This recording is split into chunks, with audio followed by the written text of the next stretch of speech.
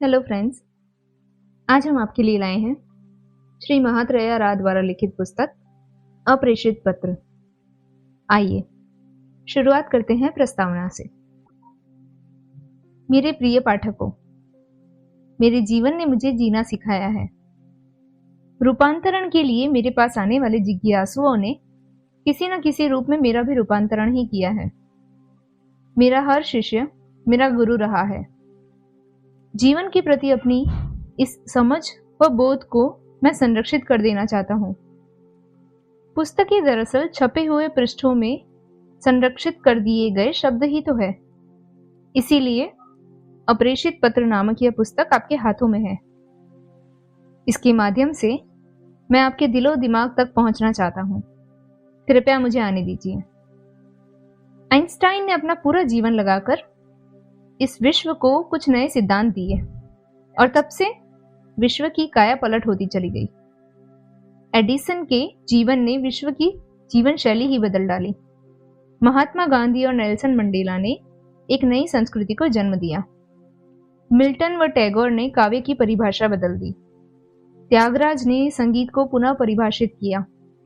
जाकिर हुसैन ने तबले को नया मुकाम दिया। रॉजर बेनिस्टर और एडमंड हिलेरी ने मानव क्षमता को नए अर्थ दिए। सुकरात, अरस्तु और प्लेटो ने दुनिया की सोच ही बदल डाली। हर इंसान में केवल अपना उत्थान करने की ही क्षमता नहीं होती, बल्कि मानवता की समूची चेतना का उत्थान करने की भी शक्ति होती है। मुझसे पहले अनेक लोगों ने मानव चेतना के विकास में अपनी भूमिका निभाई है और हम सब उसका लाभ उठा रहे हैं। लेकिन हम खुद कौन सी भूमिका निभाने जा रहे हैं? मेरा यह विनम्र प्रयास उसी दिशा में है, अपने पाठकों में एक नई सोच पैदा करना। महात्रेया रा। पत्र 1।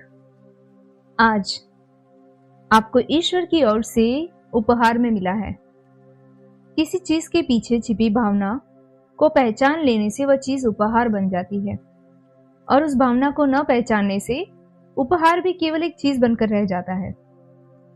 एक कलम तब उपहार बन जाती है जब आप उस भावना को पहचान लेते हैं जिस भावना से वह आपको दी गई है।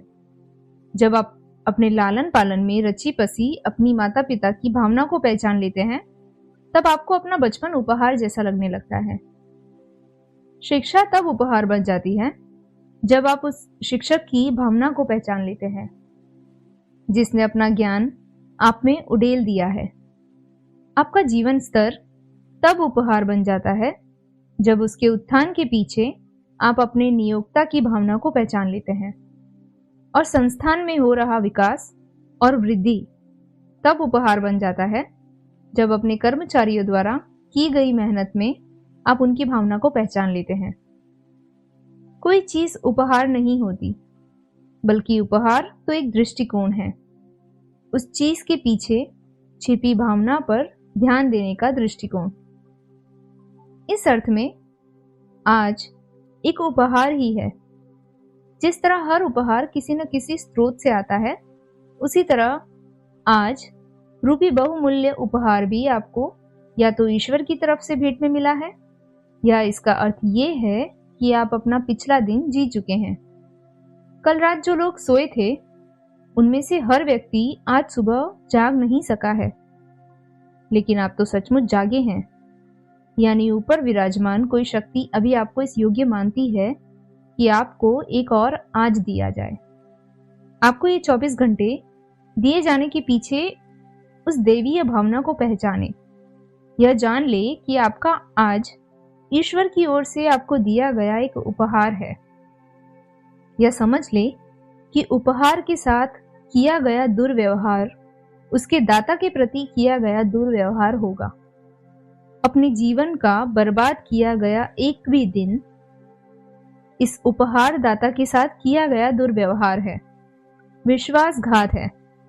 जब आप किसी उपहार का महत्व जान लेते हैं, केवल तभी आप उसका मूल्य समझ पाते हैं। आज को महत्व दे और इसे मूल्यवान बनाएं। आज आप अपने जीवन के एक दिन का सौदा करेंगे कि इसके बदले में आपको क्या मिलेगा। इसलिए अपने आज को जितना हो सके उतना उत्पादक बनाएं। आज आपके श्रेष्ठ जीवन का पहला दिन है, इसलिए अपने अतीत को लक्ष्मण रेखा के पीछे बांध दे। विश्वास करें कि बीता हुआ कल तो कल के साथ ही खत्म हो गया है, इसलिए भविष्य में जाने के लिए अपने स्पीड बटन को दबा दे। आज न तो आपकी अतीत के दोषों में रुचि रखता है और न ही भविष्य की अनिश्चितताओं से विचलित होता है। यह अपने आप में एक स्वतंत्र दिन है, अपने आप में एक अवसर है और अपने आप में जीवन का एक अंश भी है। इसलिए आप अपने प्रत्येक आज का ख्याल रखें। इसी से आप अपने पूरे जीवन का भी ख्याल रख सकेंगे। बुद्ध ने कहा है, उठो और आभार प्रकट करो, क्योंकि यदि आज हमने बहुत अधिक नहीं सीखा है तो थोड़ा बहुत तो सीखा ही है, और यदि हमने थोड़ा बहुत भी नहीं सीखा है तो कम से कम हम बीमार तो नहीं पड़े हैं, और यदि हम बीमार पड़ भी गए हैं तो कम से कम हम जीवित तो हैं। इसलिए हम सबको आभारी होना चाहिए। प्रार्थना करें, हे ईश्वर, मेरा यह दिन मुझे आपकी ओर से मिला उपहार है, और इस दिन को मैं जिस तरह जीऊंगा वह मेरी तरफ से आपको एक उपहार होगा।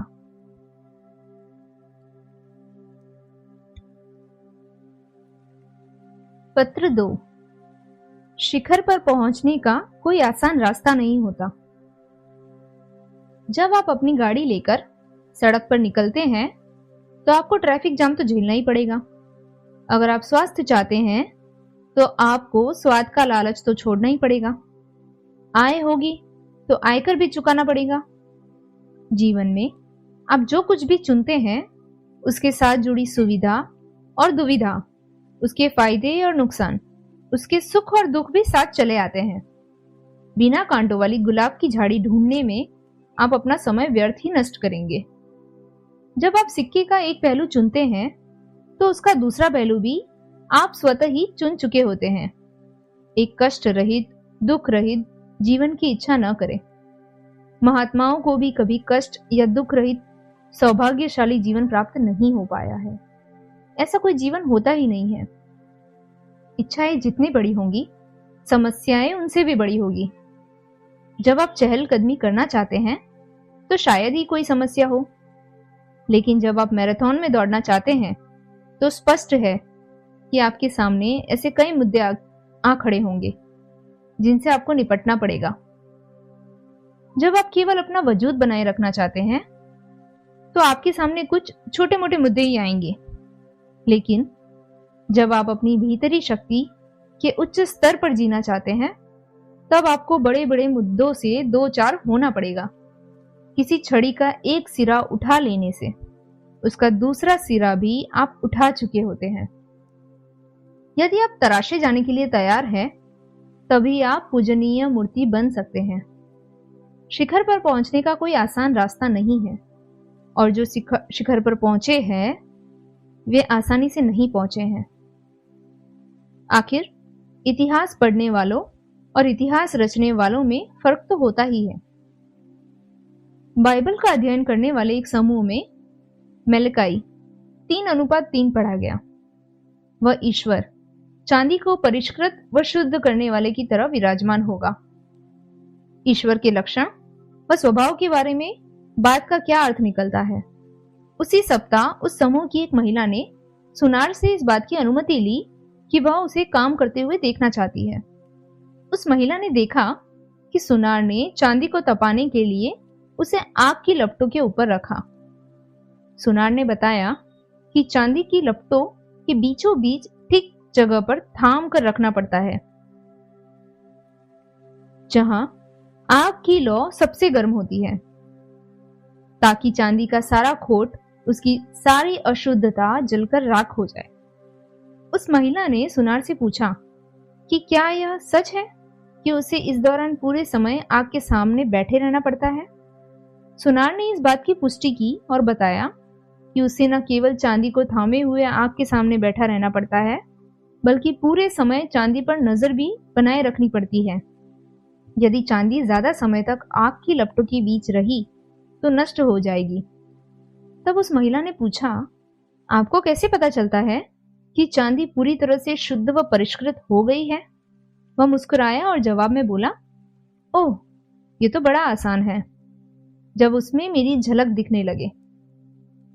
आप यदि जीवन की गर्माहट को महसूस कर रहे हैं तो याद रखें कि ईश्वर आप पर नजर रखे हुए हैं, और वह तब तक आप पर नजर रखेगा जब तक कि वह आप में अपनी खुद की छवि नहीं देख लेता। हर व्यक्ति के भीतर एक पैगंबर रहता है, सोया हुआ। ईश्वर इंसान बना है ताकि इंसान फिर से ईश्वर बन सके। जीवन कोई ऐसी भट्टी नहीं है जो आपको जलाए डाल रही हो, बल्कि यह तो आपको तपाकर चमकती दमकती चांदी में रूपांतरित कर रही है। पत्र 3। एक संबंध जो आपके लिए सबसे महत्वपूर्ण है। यदि आप इस समय सुखी हैं, तो ऐसा इसलिए नहीं है कि आपके जीवन में सब कुछ बिल्कुल ठीक चल रहा है, बल्कि इसलिए है कि वो एक संबंध जो आपके लिए सचमुच महत्वपूर्ण है, वह बहुत अच्छा चल रहा है। और यदि आप जीवन में इस समय दुखी हैं, तो इसलिए नहीं कि आपके जीवन में सब कुछ गड़बड़ चल रहा है, बल्कि इसलिए कि एक संबंध जो आपके लिए सचमुच महत्वपूर्ण है, उसमें कुछ गड़बड़ चल रही है। संबंध तो बीज की तरह होते हैं, उन्हें पोषित और विकसित करना पड़ता है। अपेक्षाएं खरपतवार की तरह होती है, वे अपने आप पनपती रहती हैं। जब आप किसी संबंध को बनाए रखने के लिए अपनी ओर से बहुत कुछ देते हैं, तो अपेक्षाओं को नियंत्रित रखा जा सकता है। लेकिन जब किसी संबंध को उपेक्षित छोड़ दिया जाता है और उसमें असावधानी व लापरवाही आ जाती है, तो ये अपेक्षाएं उस संबंध की जड़ें हिला देती है। जिन संबंधों में ठहराव आ जाता है, उसमें पनपती अपेक्षाएं ही हमारी समस्याएं बन जाती है। इसके लिए हम बचत खाते का उदाहरण ले सकते हैं। बचत खाते में जमा राशि एक ऐसी सुरक्षित निधि होती है जिसे हम जब चाहे निकाल सकते हैं, लेकिन उसमें से हम उतना धन ही निकाल सकते हैं जितना हमने उस निधि में जमा किया होता है।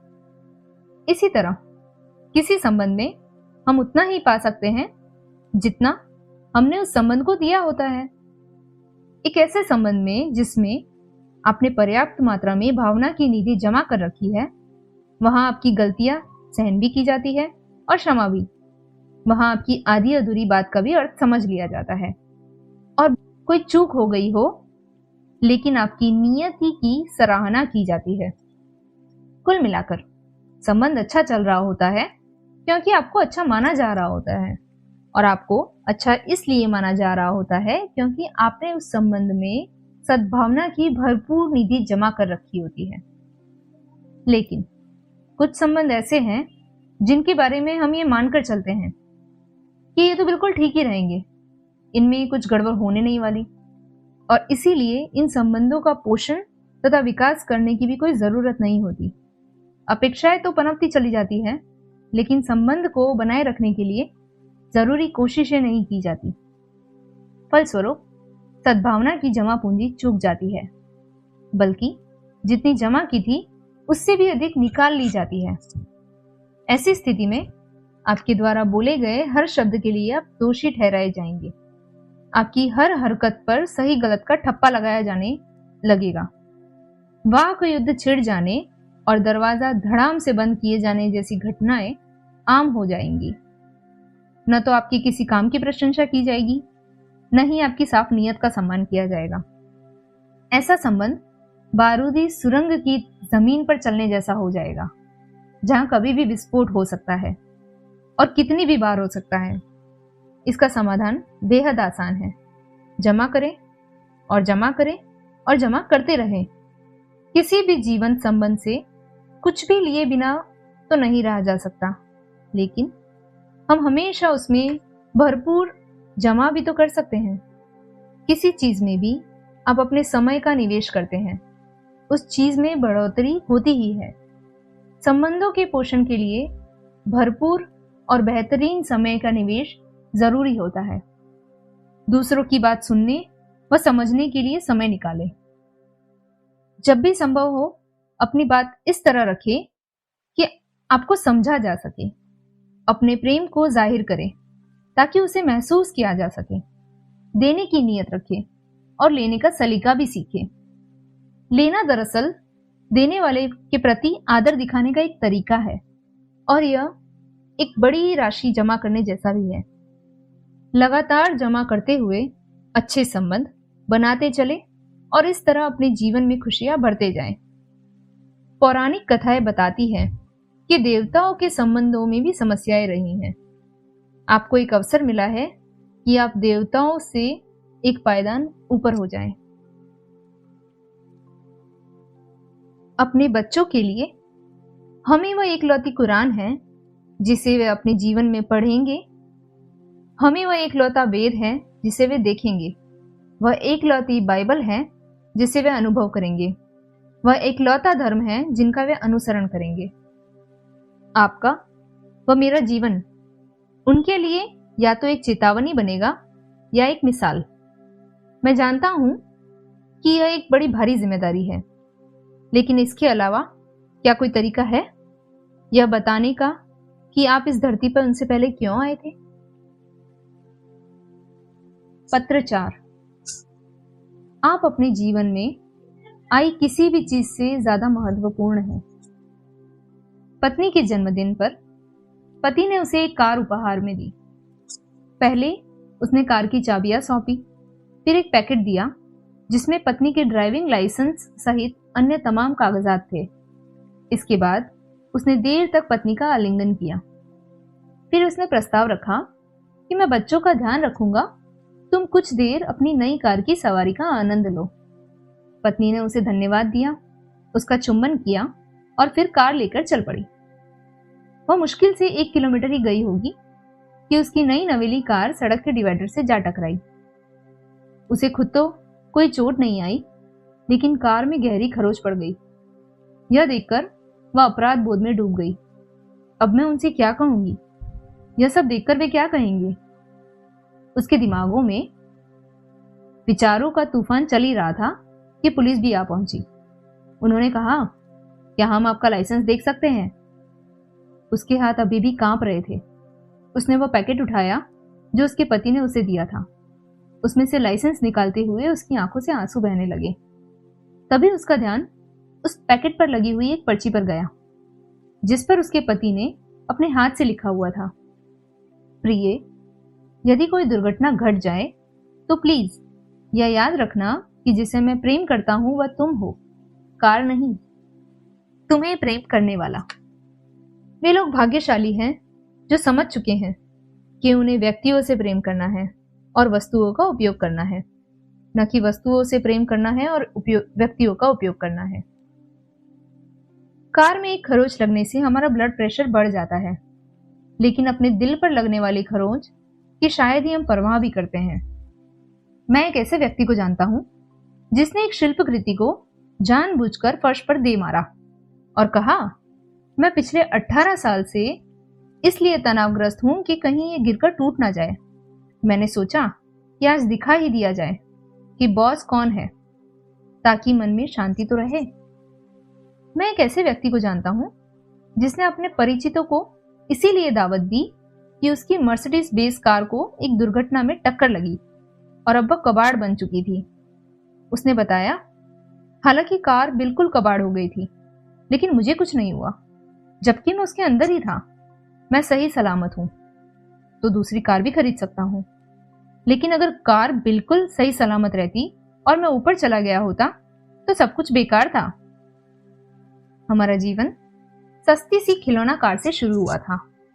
जब वह टूटी थी तो हम खूब रोए थे। फिर हमारा स्तर बढ़ गया और हमें रिमोट कंट्रोल वाली थोड़ी महंगी कार मिल गई। जब वह टूटी तो हम फिर रोए। फिर हमें बैटरी से चलने वाली और भी महंगी कार उपहार में मिली। एक दिन जब उसने भी चलना बंद कर दिया तो हम उसके दुख में डूब गए। फिर आई 4 लाख की कार, उसके बाद 22 लाख की कार, फिर 86 लाख की लग्जरी सेडान। लेकिन हर बार इस मशीन के साथ कुछ ना कुछ होता ही रहा, चाहे उसमें खरोंच लगी, चाहे टूट फूट हो गई हो, और हमारे तनाव व चिंता का पारा भी चढ़ता ही रहा। कुल मिलाकर देखें तो लगता है हमारे खिलौने तो बड़े होते चले गए, लेकिन हम खुद बड़े नहीं हुए। जिन चीजों के लिए हम रो पड़े उसका स्वरूप तो बदलता गया, लेकिन हमारा रोने का स्वभाव नहीं बदला। बस अब यह बचकाना नहीं है। अब हमने इसके नए नए नाम रख दिए हैं, जैसे गुस्सा, निराशा, कुंठा, तनाव, बेचैनी आदि। खिलौने हमारे मनोरंजन के लिए होते हैं। खिलौनों का यही प्रयोजन होता है कि वे हमारे काम आए। समुद्र तट पर बनाए जाने वाले रेत के घरौंदे हो या महंगी एसयूवी, आधुनिकतम मशीनें हो या फिर कुछ और, हर चीज का अस्तित्व आपको ज्यादा सुख चैन देने के लिए है। जो कुछ आपके पास है, आप हर उस चीज से बड़े हैं, हर उस चीज से ज्यादा मूल्यवान है। आप अपने जीवन में आई किसी भी चीज से ज्यादा महत्वपूर्ण है। खिलौना तो बस एक खिलौना ही होता है। आप चाहे जितने खिलौने खरीद लें, लेकिन उन खिलौनों जितना ही महत्व दे, वे केवल आपके उपयोग के लिए हैं, आपके सुख चैन और मनोरंजन के लिए हैं। किसी खिलौने के लिए अब कभी अपना एक भी अनमोल आंसू ना बहाएं, चाहे वह खिलौना कितना ही कीमती क्यों ना हो। आखिरकार उन सबसे ज्यादा मूल्यवान आप खुद हैं। तथ्य यह है कि हम नहीं करते, न कि हम कर नहीं सकते। महत्व इसका नहीं है हमारे पास कितना है, महत्व वास्तव में इसका है कि जो हमारे पास है हम उसका क्या कर रहे हैं। जो कुछ हमारे पास है उसे हम बदल नहीं सकते, लेकिन उस तरीके को सचमुच बदल सकते हैं जिससे हम उसका उपयोग कर रहे हैं। यदि सही ढंग से चला जाए तो प्यादा भी वजीर बन सकता है।